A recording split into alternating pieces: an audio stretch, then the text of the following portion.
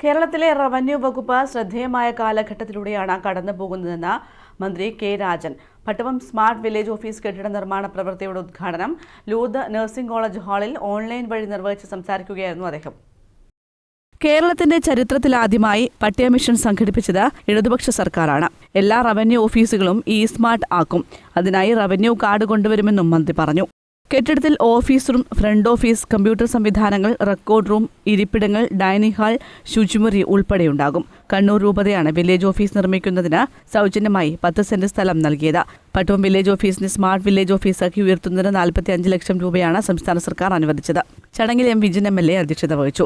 Village office നിർമ്മിക്കുന്നതിന് സൗജന്യമായി ഭൂമി വിട്ടു നൽകിയ കണ്ണൂർ രൂപതയ്ക്ക് വേണ്ടി ഫാദർ പീറ്റർ കനിഷ് വികാരിയെ ചടങ്ങിൽ ആദരിച്ചു. Special deputy collector VE Shirley, Taliparamba block panchayat president Jessy Shiji, Pattuvam ഗ്രാമപഞ്ചായത്ത് പ്രസിഡന്റ് PK ദിവാകരൻ, വികസന standing committee chairman K Damodaran, ആരോഗ്യ standing committee chairman PP Suresan തുടങ്ങിയവർ സംസാരിച്ചു. News bureau, Taliparamba.